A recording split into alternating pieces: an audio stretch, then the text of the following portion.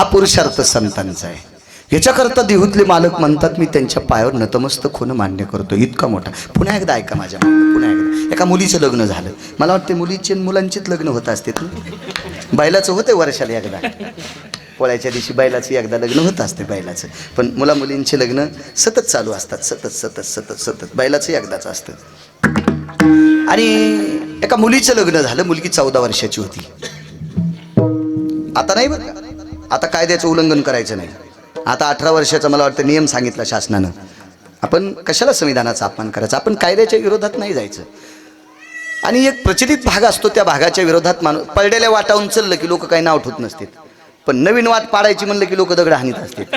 आणि नवीन वाटा पाडायचा प्रयत्नच करू नका. पहिल्याच वाटा घोटा ना, हा त्याच्यावर बोरी उगिल्या. नवीन वाटानं चाललो चढ धोतर फाटन बोराट्यानं विठाला विठाला विठाला.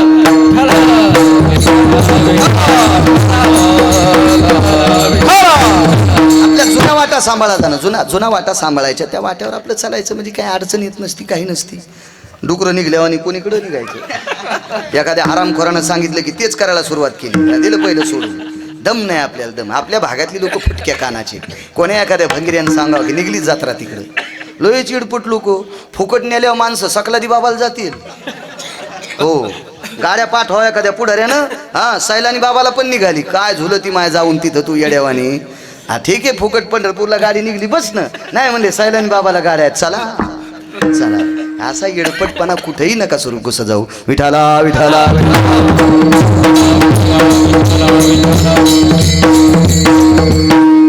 हे देव वाईट आहेत मला असं म्हणायचं नाही, पण आहेत ना तुमच्याकडे देव.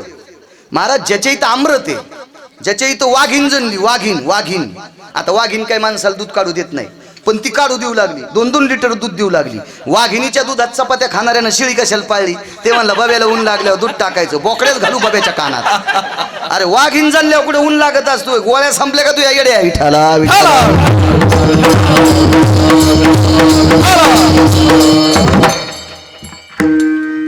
लग्न झालं त्या मुलीचं वय होतं 14 वर्ष.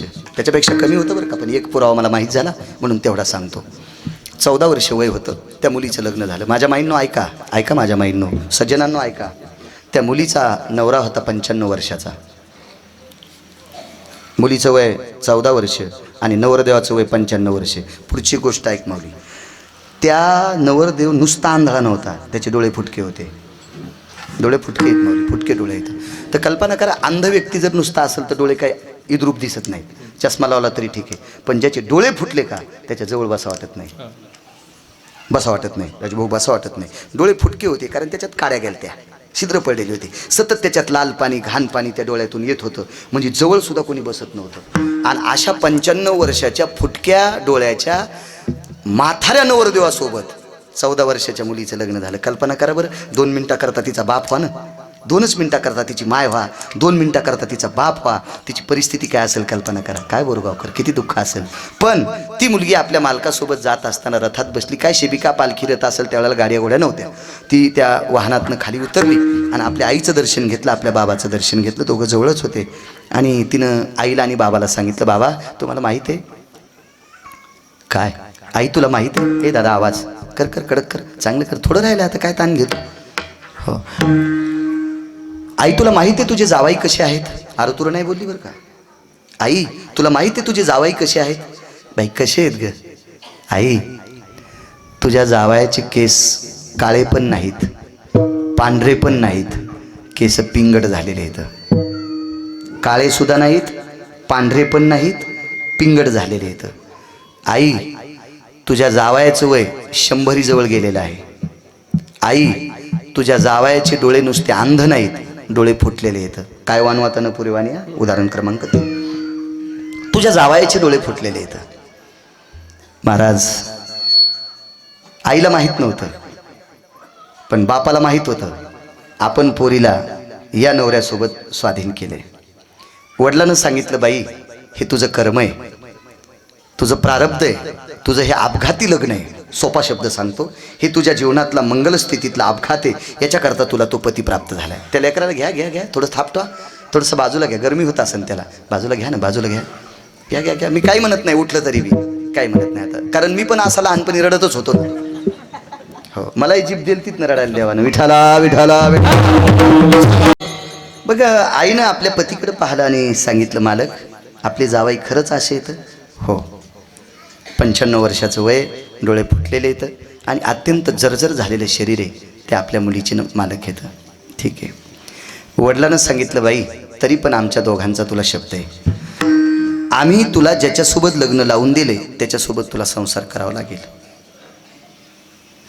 अन्यथा ज्या दिवशी नवऱ्याविषयी तुझ्या पोटात पाप येईल त्या दिवशी संध्याकाळी तुला निरोप येईल, मायन बाप मेले, मायन बाप मेले. या देशातल्या 2 गोष्टी पारतंत्र्यात आहेत, बांधल्या खुंटासी धेनुचे चरणे, दिल्या घरी राहणे लेकीचे. महाराज ज्या दावणीला बांधलं त्या दावणीची वैरण खाणं गायचं काम आहे आणि ज्या घरी दिले त्या घरचा प्रपंच करणं लेकीचं काम आहे. कमी अधिक दुःख सहन कर जा माझ्या माईनं, ते आपल्या प्रारब्धाचा भोग असतो, दुःख सहन कर जा. महाराज जगाला श्रीमंत करणारी लक्ष्मी 14 वर्ष 27 दिवस दगड उशाला घेऊन झोपली. सीता कोण आहे? लक्ष्मी आहे. 14 वर्ष महाराज जगाला श्रीमंत करणारी लक्ष्मी, 6 महिने 27 दिवस. मधातही काय गाड्या थोड्याच होत्या, राक्षसनीच्या दाताचा वास घेत बसली. योग घडला सीतादेवी. महाराज प्रारब्ध देवादिकांना चुकत नाही, तुमची आमची काय कथा आहे. कमी अधिक गोष्टी होत राहतात, त्या सहन करायच्या असतात, त्या फारशा अशा चव्हाट्यावर आणायच्या नसतात. आपण आपल्यामध्ये कुटुंबात त्या मिटवायच्या असतात. ठीक आहे, एखाद्याची पत्नी थोडीशी चंचल भेटली असेल त्यानेही समजून घ्यायचं असतंय, मागं पुढं सरकायचं असतंय, हा भाव अंतःकरणात ठेवायचा. आईबाबांनी सांगितलं, बाई तुझ्या प्रारब्धाने हे तुला पती भेटलेत, आता तुला त्यांचा सांभाळ करावा लागेल. आई आणि बाप ज्या वेळेला असं म्हणतो त्यावेळेला तिचे सगळे मार्ग बंद झाले आणि ती रथात बसली आणि पती सेवेकरता त्यांच्या घरी गेली. वाक्य नीट ऐका, ती राजाची पोरगी होती. गुमास्ता शब्द तुम्हाला कळायचा नाही आणि प्यादाही शब्द कळायचा नाही. फार काय झालं, तो जुन्या शिकलेल्या माणसांना गुमास्ता आणि प्यादा शब्द कळतो. त्यातली त्यात आपल्यावर निजामाचं राज्य असल्यामुळे आपल्याला हे शब्द कळायला पाहिजे होते. आपल्यावर इंग्रजाचं राज्य नव्हतं, आपल्यावर निजामाचं राज्य होतं. प्यादा, गुमास्ता, मंत्री, महामंत्री, सुमंत्री वगैरे वगैरे असे शब्द आहेत. पण आपल्याकडे काय झालं, नुसती मोकारटेक झाली. माझं मराठी MA झालंय, माझं मराठीमध्ये MA झालंय, म्हणजे 3दा मराठीत MA केलंय आणि मराठी भाषेचं नाव तर कानो बाबा मला येत नाही. तुला MA पदवी द्यायला हाणायला पाहिजे रूम नेणं.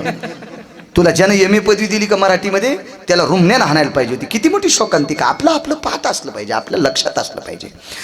त्या मुलीच्या घरी प्याद्याला चांदीचा पलंग होता. प्यादा, गुमास्ता, मंत्री, महामंत्री, सुमंत्री सोडून द्या, एवढ्या श्रीमंत राजाची पोरगी. पण नवऱ्याच्या घरी ती दरभाच्या चटईवर झोपत होती. नवऱ्याच्या घरी दरभाच्या चटई. एक सांगू का तरुणांनो आणि माझ्या तरुण बहिणींनो, तुम्हाला एक विनंती करतो, वेळ ही परिस्थितीची गुलाम असती.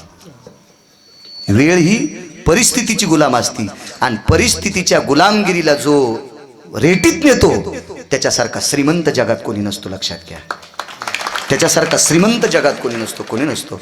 माझ्या माईंनो, जिच्या घरी लक्ष्मीचा पती येत होता, जिच्या घरी लक्ष्मीचा पती येत होता, ती माऊली दुसऱ्याच्या उमराची उमरं येचून त्याच्या भाकरी घरच्या लेकरायला करीत होती.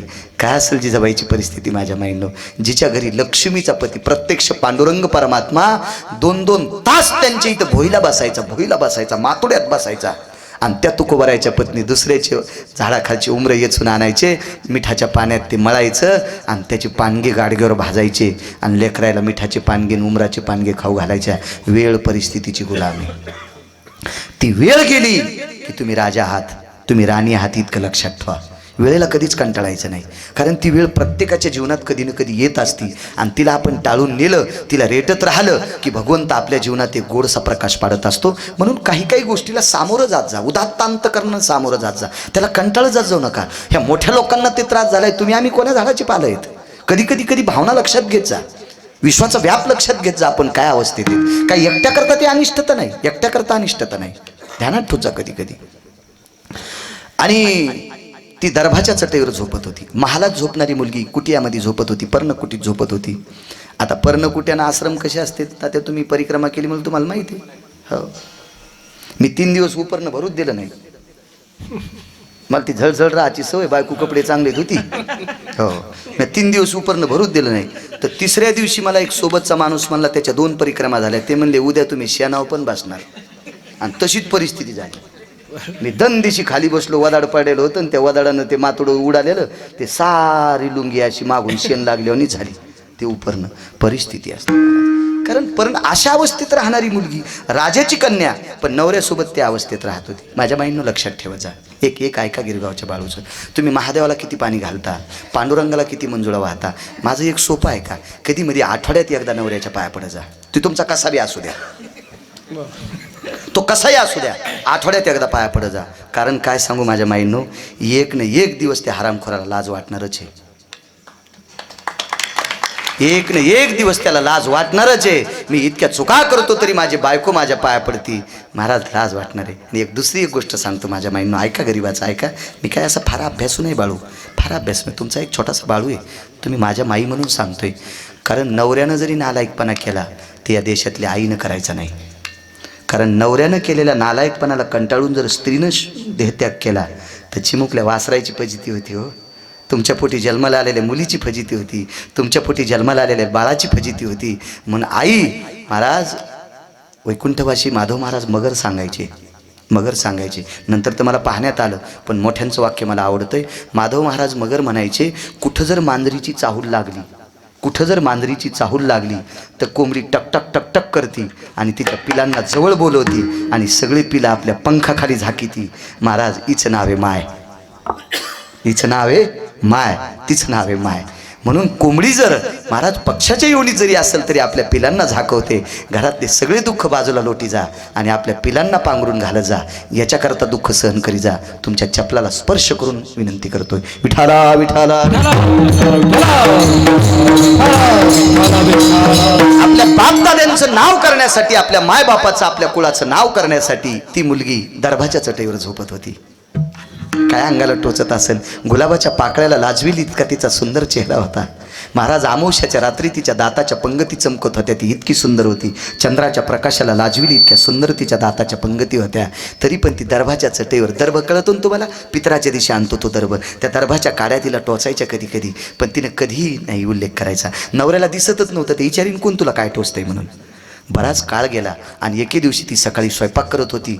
महाराज काय वानवाता न पुरे वाणी, काय वानवातानं, साधूची ताकद किती मोठी आहे. आणि ती सकाळी स्वयंपाक करत असताना एक साधू भिक्षा करता आला. भिक्षां देहि मा, भिक्षा करता आलेला आहे. ती भाकरी करत होती, 4-5 भाकरी टोपल्यात झाल्या होत्या. शहाणीबाई भाकरी एकावेक टाकीत नाही. वाक्य नीट ऐका, शहाणीबाई भाकरी भाजताना एकावेक टाकत नाही, दुरडीच्या कडेला उभ्या करते. म्हणजे त्या अशा लुळपुट होत नाहीत, खाताना जरा कुसकुस लागतात. तुम्ही घरचंच खाता त्याच्याकरता तुम्हाला कळत नाही. मी रोज 2 गावचं खातो त्याच्यामुळे मला चांगलं कळतंय काय खावा ते. विठाला विठाला. त्या सगळ्या भाकरी अशा दुरडीच्या टोपल्याच्या भोवताला अशा उभ्या केल्या. 5 भाकरी होत्या आणि तितक्यात साधू मागण्या करता आला. साधूचा इतका मोठा अधिकार होता, त्या साधूचे पाय जमिनीवर टेकत नव्हते. त्या साधूचे पाय कृष्णा जमिनीवर टेकत नव्हते, इतका साधू प्रभावशाली होता. आणि तिच्या लक्षात आलं, तिने असं डोळे उचलून पाहिलं नाही, फक्त भवळ्यावरी केल्यानं साधू पाहिला. एक सांग, माझ्या भारतीय संस्कृतीतल्या स्त्रियांचं जीवन परपुरुषाच्या डोळ्यात पाहणं हे आपल्या देशातल्या स्त्रीला निषेध सांगितलं, निषेध. म्हणून अंगुष्टो भयकृतांचालिस्ततेवचे कामिनी गजगामिनी पदस्थिता, हा हे नैवम गांजा कसम लिखितम. आपल्या देशातल्या स्त्रीनं अंगठ्याकडे बघून चालत जावा, हा नियमाची प्रणाली आहे. असं शास्त्र कुठं बी नाही बरं का. काही काही ठिकाणी पाहुण्या राहुण्यात वगैरे. तुम्हाला एक माहिती आहे का, मला चांगला अनुभव आहे. 90 वर्षाच्या म्हाताऱ्या बैठकीत चहा पित असताना, माझं वयच काय, आपण फिरत असताना माऊली काय वय होतं आमचं, पण आमच्याकडं बघून त्या चहा पित नव्हत्या, त्या भिंतीकडे तोंड करून चहा पित होत्या. 90 वर्षाच्या म्हाताऱ्या. ती माझ्या महाराष्ट्राची प्रणाली आहे, ती माझ्या मराठवाड्यातल्या माऊल्यांची फार मोठी प्रणाली, फार मोठी ही संस्काराची प्रणाली. जरा टिकल्यावाल्यांना जुन्यांचं ऐकत जा, ही तुम्हाला विनंती. विठाला विठाला विठाला. मी काय असा फार एखाद्या आमदारा खासदाराच्या घरातलं जन्मालेलं नाही. मी एका सामान्य शेतकऱ्याचा मुलगा आहे. त्यातली त्यात माझं नशीब इतकं फुटकं होतं, मी 6व्या वर्गात पोचलो की माझे वडील गेले. माझं नशीब त्यावेळेला फुटकं होतं, म्हणून मला बऱ्यापैकी काम करावं लागलं. एका श्रीमंत माणसाच्या घरी रविवारी मी बैलगाडी हाणायचा मला नाद होता आणि मला चांगली येत होती. मी कधी चाक लागू दिलं नाही, कधी कुणी लागू दिली नाही, कधीच नाही, कधी असं शिस्तीत हाणत होतो, वय जरी लहान असेल तर. पण एका श्रीमंत माणसाच्या घरी तूर कापायला 3 बायका होत्या, तिघी 3 जातीच्या होत्या. 3 आडनावाच्या होत्या आणि 3 जातीच्या होत्या. सगळ्या 60 वर्षाच्या पुढच्या होत्या तिन्ही बी. पण मी त्या वयात पाहिलं बांधावर जर मी दिसलो बैल चारताना तर त्या तूर कापताना पण पदर घेत होत्या. ही माझ्या मराठवाड्यातल्या बायकांची प्रणाली आहे. ही माझ्या महाराष्ट्रातल्या बायकांची शिस्त आहे. ही माझ्या पवित्र माऊल्यांची प्रणाली आहे. एवढी मोठी शिस्त, एवढी मोठी शिस्त. राज्य राणी व संपत्ती शास्त्र आहे माझ्या माईनं. एक लक्षात ठेवा, महाराज मारुतीराय कोण्या येवनीतली माऊली? मारुतीरायची येवनी कोणती? पशुची. येवनी जन्मला मरकट. तो वैष्णवा माझ्या अतिश्रेष्ठ, हनुमंत मनावया कनिष्ठ, ऐसा पापिष्ट कोण आहे? मारुतीराय कोणाच्या येवनीतले माझ्या माऊलींनो? वानराच्या येवनीतले. मग वानराला तुम्ही लाजता का? नाही. पण तुमच्यातली सीता मारुतीरायला सुद्धा लाजत होती. प्रभू रामचंद्राचा स्पर्श झालेला अंगठी मारुतीरायनं सीतेच्या पुढे टाकली, सीतेच्या पुढे टाकली. तर मालकाचा स्पर्श झालेली अंगठी पाहिल्याबरोबर पैठणचे मालक सांगतात, तेचा आचळू सरसावला. आचळू म्हणजे पदर. महाराज ती अंगठी पाहिली, मारुतीरायला पशुच्या येवनीत पाहिलं तरी पदराला हात गेला आणि पदर पुढे सरकला. तुम्ही डोक्यावर जरी नाही घेतला तर पाठ उघडी ठेत जाऊ नका. इतकं तुमच्या चपलाला स्पर्श करून विनंती करतो. विठाला विठाला.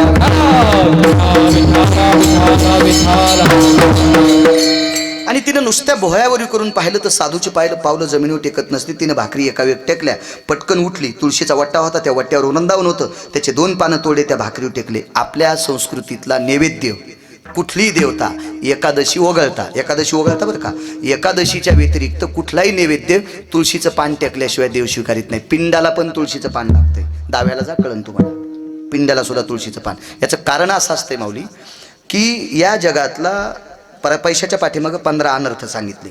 पैशाच्या पाठीमागं 15 अनर्थ सांगितले. कारण आता हे आपल्याला जी पाकिटं येते ती सगळे चांगल्याच लोकांची येते, असं काही डोक्यातलं काढून टाका. आजचे शेतकऱ्याची पोरं येते, हे तुला येत असतील बापा, तू तुला ठीक आहे, पण मला तर गुंडायचेच पाकिट येते. तुला बी याला सुरुवात व्हा. आजच्या कीर्तनात तुलाही आशीर्वाद. विठाला विठाला.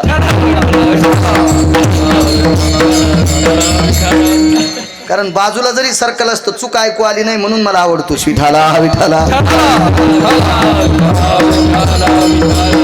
माझा नियम आहे, शत्रूचं का असं ना, पण घोड्याला घोडं म्हणायचं, आणि पाहुण्याचं जरी गध असलं भाऊ तर त्याला गधच म्हणायचं. पाहुण्याच्या गध्याला घोडं नाही म्हणायचं. कधी कधी अपमान होत असतोय. चांगल्याला चांगलं म्हणायचं. मला सांप्रदायिक जी माणसं आचरणात वागतात का ती माणसं मला मनातून आवडतात. विठाला विठाला.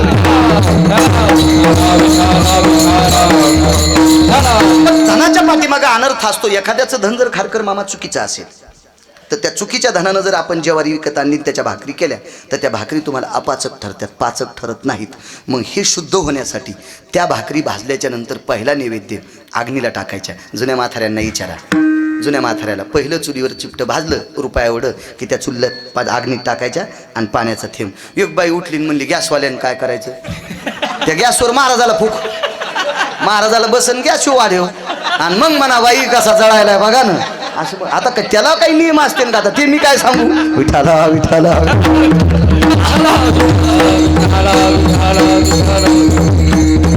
तेही तुमच्या आकाराने एखादा दुधाचा थेंब म्हणा, एखादा तुपाचा थेंब, एखादा तेलाचा थेंब, तो सुद्धा एक प्रकारचा आधुनिक पद्धतीचा कृत्रिम का होत नाही. पण अग्नीचे ना त्याला सुद्धा वाईट मीत कसं म्हणू. काला येतच मी ना, ज्या त्या काळात ज्या त्या काळाचा सलाम केलाच पाहिजे.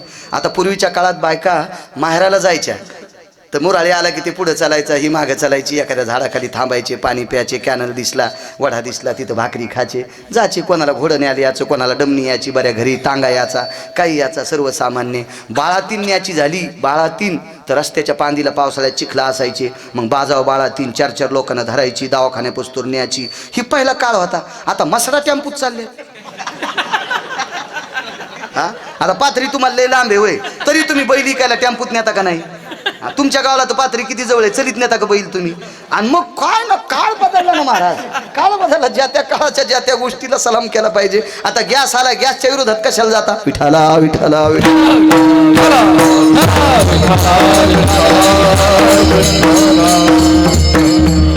चला. द्रव्याचा दोष. धनाच्या पाठीमागं 15 अनर्थ सांगितले. धनाच्या पाठीमागं 15 अनर्थ सांगितले. हे द्रव्य. आता आपण त्याची भाजीपोळी केली असेल, देवाला पहिला नैवेद्य ठेवायचा. देवाला नैवेद्य ठेवत असताना त्याच्यावर तुळशीचं पान टाकायचं. भल्या त्या कण्या असू द्या, ती आंबाड्याची भाजी असू द्या, ते काही असू द्या, पण त्याच्यावर तुळशीचं पान ठेवायचं. फक्त एकादशी वगळता सोमवारी सुद्धा दुपारी भगवान शिवजीला नैवेद्य ठेवत असताना, तुळशीला नैवेद्य ठेवत असताना तुळशीचं पान ठेवायची पद्धत आहे. सोमवारी सुद्धा, मात्र देवाला नैवेद्य ठेवत असताना. एकादशीच्या दिवशी मात्र तुळशीचं पान निषेध सांगितलं. हां, तुम्हाला देवाला जरी वाहायचं असेल पांडुरंगाला, तरी ते दशमीच्या दिवशी तोडायचं, एकादशीच्या दिवशी तोडायचं नाही, असा त्याचा शास्त्राचा सिद्धांत आहे. विठाला विठाला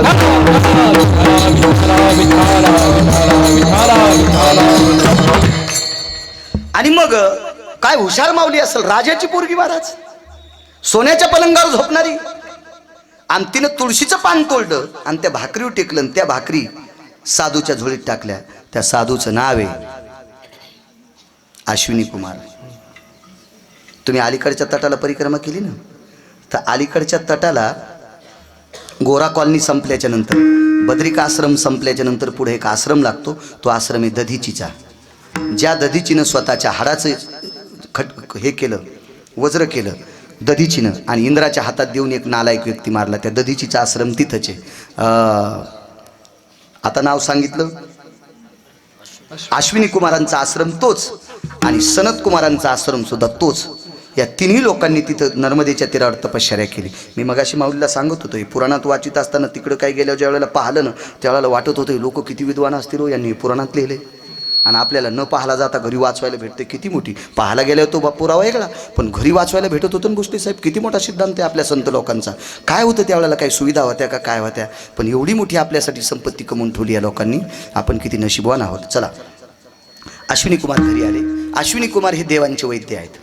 माणसांचे वैद्य 6 रे, माणसांचे वैद्य 6 भागवतात सांगत आहे.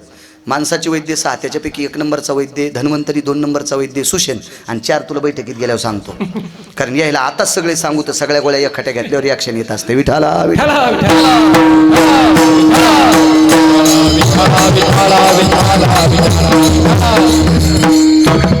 माणसांचे वैद्य माऊली 6, देवांचं वैद्य एकच, सोपान एकच वैद्य. त्या वैद्याचं नाव आहे अश्विनी कुमार. अश्विनी कुमार नुसते वैद्य नसून ते साधू सुद्धा आहेत. त्यांचे पावलं सुद्धा जमिनीवर टेकत नसत. धर्माचा प्रचार करणारे धर्मसंस्थापक लोक होते. ती फार मोठी अधिकारी होते महाराज, ज्यांनी धर्म आत्तापर्यंत जिवंत ठेवला. ही लोक साधू येतं.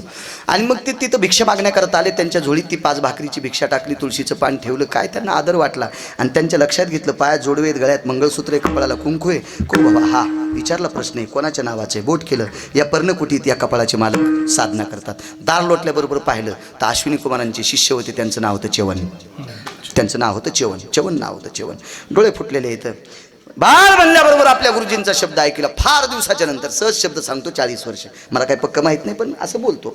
गेल्या 40 वर्षापासून आपल्याला गुरुजींचा आवाज ऐकायला भेटला नाही. रांगत रांगत ती व्यक्ती आली. फुटके डोळे, देवाचे डोकं पायावर ठेवलं, आणि डोळ्यातून पाणी आपल्या गुरुजींच्या पायावर पडत होतं.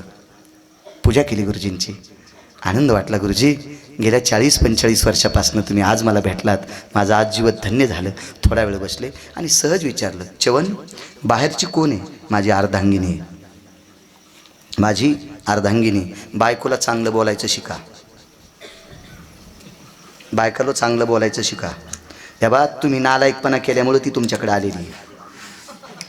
कोणाच्या मुलीचा अपमान करायचा तुम्हाला अधिकार काय? कोण सांगितलं तुम्हाला? ऐका माझ्या आळंदीतल्या मालकांचं वाक्य. हे असो वनिता आपुली, कुरूप जरी झाली, भोगिता तेची भली जिया परी. हे असो वनिता आपुली, मग ती कोण्या रंगाची ते सांगायचं नाही. भोगिता तेची भली जिया परी. महाराज, अर्धांगिनी माझी, माझी भार्या आहे, माझी पत्नी आहे, माझी बायको आहे, माझी गृहलक्ष्मी आहे. काय वाक्य आहेत महाराज. कधी कधी बायकोला चांगलं बोलायचं शिका ना. चांगलं बोलायचं शिका. तुमच्या मागं लागून आली नाही का, वरून आंब्याची खाली पडली नाही टपकन तुमच्या दारामध्ये. कधी कधी कोणाला इज्जत देण्याचा प्रयत्न करा. महाराज, तिनं बापाचं गोत्र मातीत घालून नवऱ्याच्या गोत्रात विलीन झाली. तिनं बापाचं गोत्र पेटून दिलंय आणि नवऱ्याच्या गोत्रात विलीन झाली. म्हणून दोन्हीकून 2 मणी असते. सोन्याचे मणी ओविले भुजगुनी, गोऱ्याशे शिकानना. काय मंगलाष्टक आहे. ऐक नाही देवबाप्पा आहेत ना मागं, देवबाप्पा आहेत पाठीमागं. काय काय सूत्र आहे महाराज आपल्या संस्कृतीतलं. आदर करा. माझी भार्या आहे, माझी पत्नी आहे. महाराज, गृहलक्ष्मी म्हणून शब्द होता पत्नीला. गृहलक्ष्मी, गृहलक्ष्मी. एक लक्षात ठेवा, माझ्या लहानपणी मी ज्या ज्या वेळेला काही कार्यक्रमाला याला त्याला म्हणजे असं ऐकायला जायचो मोठ्या लोकांसोबत, त्याला मला कीर्तन वगैरे काही येत नव्हतं, काहीच नाही. हे मला अचानक मेमरी कार्ड पंढरपुरातल्या मालकांनी दिलं. हे माझं नशीब काय गोड असेल काय माहीत, मला ते मेमरी कार्ड टाकलं. तर एखाद्या घरी मोठ्या लोकांसोबत आम्ही ज्या वेळेला गेलो तर त्या गावातले पाहुणे चहा घ्यायला न्यायचे, तर त्यांच्यासोबत मी मला पहिल्यापासून सवय होती धोत्रावाल्यासोबत बसायची. मी पॅन्टीवाल्याचा अपमान नाही केला, पण जास्त त्यांच्यात नाही राहिलो.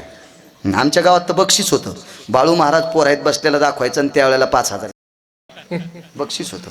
हो, माझे 2-4 आपले गुरु म्हणावं लागेल ते गावातले बापदादे. मी त्यांच्यासोबत बसायचो. मग यांच्यासोबत चहाला गेलं की त्या घरचा माणूस म्हणायचा, सुनबाई, आवडीनं बोलायचे हो, सुनबाई चहा करा बरं. म्हणजे आहो जाऊ बोलण्याची पद्धत होती, आहो जाऊ. मी आमच्या इथल्या एका तात्विक माणसाला विचारलं, सुनबाई का म्हणायचं? आपल्या पश्चात आपल्या घरातली संपत्ती सांभाळायची धुरा तुम्हाला पुढचाही देण्याचा प्रयत्न करीन. पहिली संसारातून सुरुवात करायची, आपल्या घरातून सुरुवात करायची, प्रेम द्यायची, आपल्या आईला आदरानं बोलायचं, आपल्या वडिलांना आदरानं बोलायचं. मी नेहमी सांगत असतो, जो मुलगा आईवडिलाचं दर्शन घेतो त्याला भारतातल्या कोण्याच महाराजाच्या पाया पडायची गरज नाही, कोण्याच महाराजाच्या. आणि जे मायबापाचं दर्शन घेत नाही, पंढरपुरातल्या मालकाच्या भेटीला जातो का, महाराजाच्या थैल्या उचली तू का, ह्या उचलेला चंद्रभागेत जरी पुरलं ना तरी त्या भाडव्याला मोक्ष नाही. विठाला विठाला.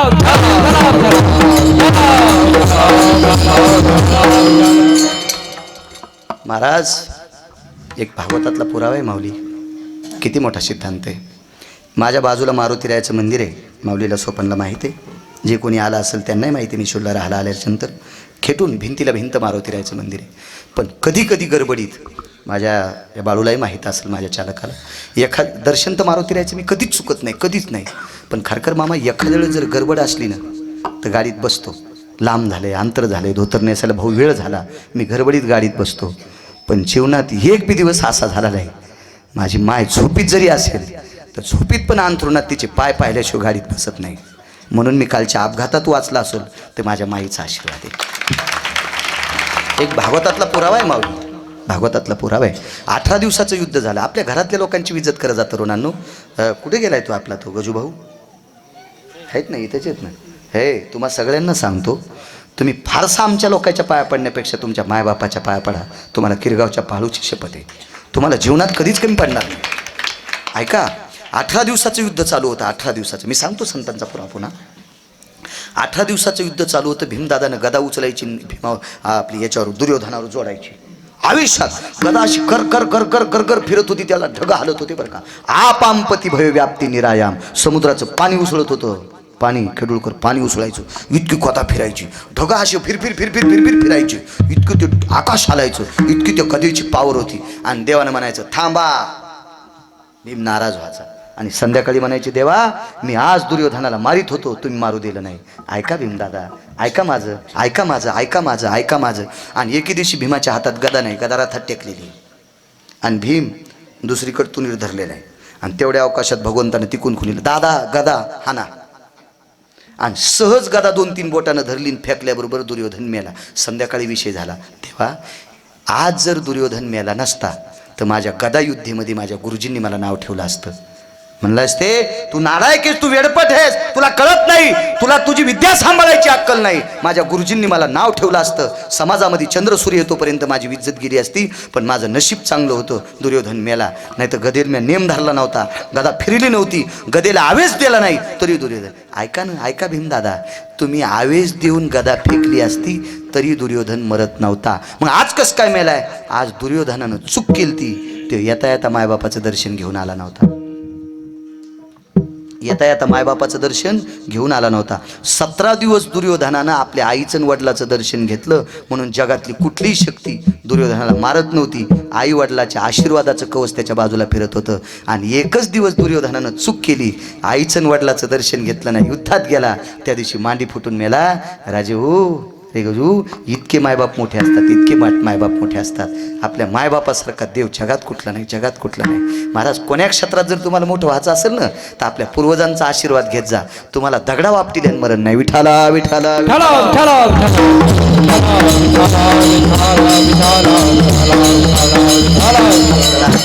आणि मग भिक्षा वाढली, इथपर्यंत आलतो ना. प्रसन्न वाटलं, काय सात्विक आतमध्ये गेले आणि विचारलं, चवन बाहेर कोण आहे? माझी पत्नी, माझी भार्या आहे. एकच शब्द वापरला, चवन सेवा कशी करते? सेवा कशी करते म्हणल्याबरोबर वाणी बंद झाली. वाणी बंद झाली. आणि अश्विनी कुमारांनी विचारलं, बोलत का नाही? माझ्याकडे एकच शब्द आहे बायकोला उपमा देण्यासाठी. उपमा शब्द कळतील तुम्हाला? उपमा म्हणजे खाचा उपमा नाही, राजभाऊ काका, खाचा उपमा नाही. हां, उपमा म्हणजे एक अनुमेय त्याला लावलेलं ते प्रमाणाची सिद्धता. एखाद्याला जर भाऊ नसेल सक्का, तर अडचणीत खता पाण्याच्या वेळेला, औषधाच्या वेळेला, पेरणी पारणीच्या वेळेला 10-5 हजाराची मदत केली तर माणूस मोठेपणानं सांगतंय सख्या भावापेक्षा चांगला आहे हो. म्हणजे त्याला उपमा लावली माऊली, सख्या भावापेक्षा चांगला आहे, उपमा लावली. एखादीला घरचे नाते नसावा, सासू नसावा, चुलत सासू नसावा, एखादी शेजारीन चांगली असावा, आणि कमी रमीला बाई भाजी केली का? आज आमची इथे तुरीची डाळच नाही. मग थांब, आमच्या इथून ताकणी आणि ताक पोळवून भाकरी खाय. मला ताक पोळून त्याच्यासोबत भाकरी खाल्या. तिने म्हणावा माईसारखी शेजारीन भेटली, माय ताक पण देती, हाक मारून देती, माईसारखी. म्हणजे उपमा. उपमा तर चवनांना विचारलं तिला देण्यासाठी उपमा काय? लग्न केलं याच्याकरता पत्नी, पाणी ग्रहण केलं याच्याकरता पत्नी, हा माझ्या अंगावर अक्षदा पडल्या याच्याकरता पत्नी, पण माझी सेवा आईने केली लहानपणी, त्याच्या 1000 पटीनं माझी सेवा जास्त करती याच्याकरता तिला मी माय म्हणतोय.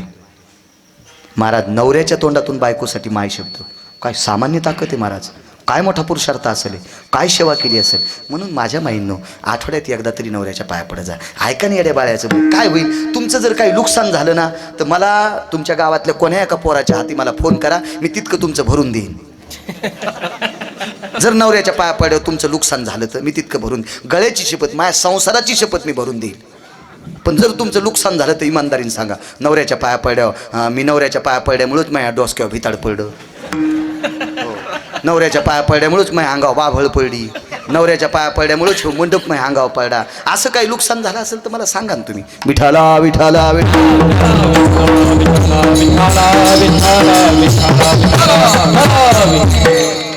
आणि मग अशी चर्चा झाल्याच्या नंतर अश्विनी कुमार, साधूचा दर्जा किती मोठा आहे काय म्हण मामावली, टाइम संपला काय?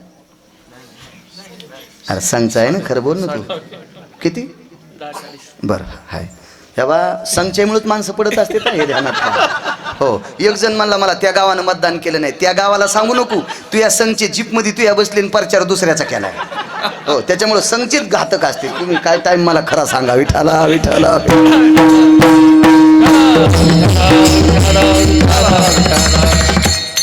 योग असा आला.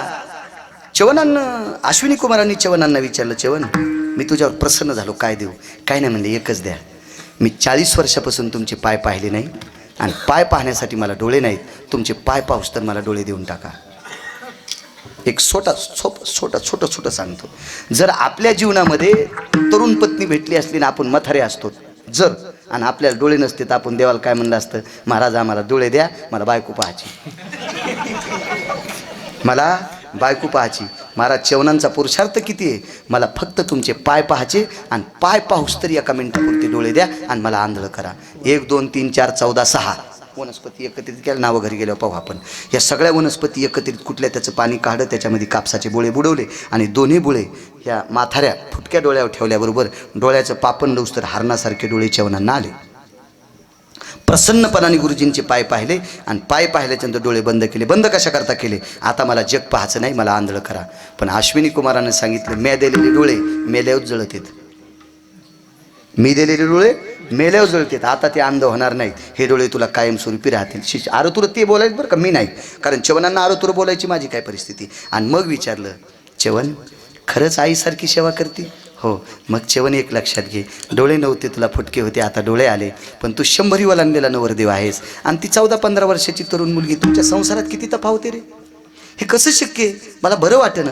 काय करताल प्रभू? थांब. बाहेर गेले, 52 वनस्पती एकत्रित केल्या, आणि त्या कुठल्या, आणि त्याचं चाटण दिलं.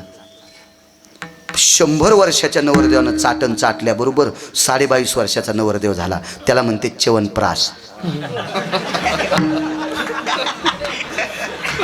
त्या औषधाचं नाव काय? च्यवनप्राश. मी 1 क्विंटल 50 किलो खाल्ला तांगड्यासाठी. अपघात झाला 4 फेब्रुवारी 2019 ला. मी 1 क्विंटल 50 किलो खाल्ला, पण मग वजन जास्त वाढलं, पण कंबर नाही नीट झालं. हे कंबर परिक्रमेला, अहो मला अपमान वाटत होता. मी महिन्याचा वारकरी, माहिती आहे सगळ्यांना, मी एकही वारी सोडत नाही. आणि मला मोठ्या मोठ्या लोकांच्या, मोठे म्हणण्यापेक्षा संप्रदायातल्या प्रविष्ट लोकांच्या पुढे बसून कीर्तन करायची मला लाज वाटत होती. माझं वय नाही ना ते. पण ज्या वेळेला मी नर्मदा परिक्रमा केली, माझा आजार कायमचा गेला. मला पुन्हा तेच आशीर्वाद द्या. माझं पुन्हा बॉयजन दुखू नये, मला उभं राहून कीर्तन करता यावा इतकाच आशीर्वाद द्या. परिसरातल्या लोकांनी माझे नाही जरी कीर्तन घेतले तरी मी तुमच्या चपलाचंही दर्शन घेईल. विठाला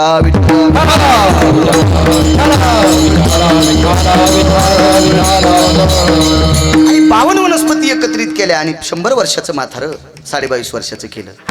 आता आपल्याला तो च्यवनप्राश का सापडत नाही? महाराज आपलं नशिबी फुटकं आहे. आणि त्याचं दुसरं एक कारण सांगतो, देव का गवसू देत नाही. जर म्हाताऱ्याचं तरुण व्हायचं औषध जर च्यवनप्राशमध्ये असलं तर कोण्याच म्हाताऱ्यानं पोरायचे लग्न होऊ दिले नसते. हो, तो 60 वर्षाचा झाला की पुन्हा च्यवनप्राश खाचा, मलाच पोरगी पाय, तू तसाच राह म्हणजे असं ह्या येडगळ म्हाताऱ्यानं केलं असतं ना. त्याच्यामुळं च्यवनप्राश करणाऱ्याला बी त्या वनस्पती गवसनत, त्याला दुसरेच बेश्रम गवसालेत. विठाला विठाला.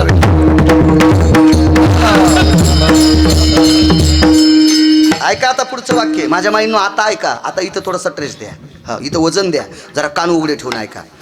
आता च्यवनांना डोळे दिले 22.5 वर्षाचं तारुण्य दिलं. आता म्हातारा नवरा नाही, पण बायकोला माहिती आहे का? नवरीला माहिती आहे का? नाही. अश्विनी कुमार बाहेर आले आणि विचारलं, माय काय वाणी प्रभावशाली, हे माय मी तुझ्यावर प्रसन्न आहे, तुला काय मागायचं ते माग. तुमच्या आमच्या घरातली पोरगी असती तर पहिली म्हणली असती, माझ्या नवऱ्याला डोळे द्या आणि माझ्या नवऱ्याला तरुण करा. ऐका, तिचं नाव होतं सुकन्या, बरोबर ना? तिचं नाव सुकन्या, राजाची कन्या आहे, राजाची सुकन्या नाव आहे तिचं. आणि सांगितलं, बाई माग, देताल प्रभू. मान खाली घातली बरं का वाघदादा, मान खाली घातली. देताल प्रभू, तुला काय मागायचं ते माग. एकच द्या, या शरीरात जोपर्यंत प्राण आहे तोपर्यंत मी नवऱ्याची सेवा करण्याची मला ताकद द्या. महाराज टच टच टच टच, देवांचे वैद्य, देवांचे doctor Ashwini Kumar touch touch touch रडतात आणि स्वतःचे डोळे स्वतः पुसले आणि आवाज दिला, च्यवन. 22.5 वर्षाचा तरुण बाहेर आला आणि सुकन्याला सांगितलं, बाई हा तुझा पती आहे. दृष्टांत संपला. ताकद देवात नाही. श्रुती नावाची पत्रकार गेली च्यवनांकडं, श्रुती नावाची पत्रकार गेली सुकन्येकडे आणि या दोघायला विचारलं, तुम्हाला आतापर्यंत देव किती भेटले? च्यवनांना सांगितलं भगवान विष्णू भेटले म्हणजे पंढरपुरातले मालक भेटले. च्यवनांना सांगितलं काशीतले मालक भेटले म्हणजे शिवशंकर भेटले. भगवान गणेश भेटले, जगदंबा भेटली, यक्ष भेटले, किन्नर भेटले, चारण भेटले, विद्याधार भेटले, लोकपाल भेटले, दिग्पाल भेटले, चारू हाऊस भेटले, परमहाऊस भेटले, गजू सगळे देव भेटले. मग या देवाने तुमचं कल्याण का केलं नाही? त्यांनी आमचा बायोडाटा पाहिला आणि त्यांनी सांगितलं, च्यवना तुमच्या जीवनातल्या 4 चुका होत्या, त्याच्याकरता तुम्हाला डोळे फुटले. आणि सुकन्याला सांगितलं, तुझ्या जीवनात एक चूक होती तर साधूचे डोळे फोडले, याच्याकरता फुटक्या डोळ्याचा नवरा तुला प्राप्त झाला. ह्या तुमच्या चुका आहेत, आम्हाला तुमचं प्रारब्ध दूर करता येत नाही. पण हे सगळ्या प्रारब्धाचा बायोडाटा चुलीत घातला अश्विनी कुमारांनी आणि दोघाचा संसार गोड केला. ही फक्त भारत देशातल्या साधूतली ताकद आहे म्हणून मालक पहिल्याकडे काय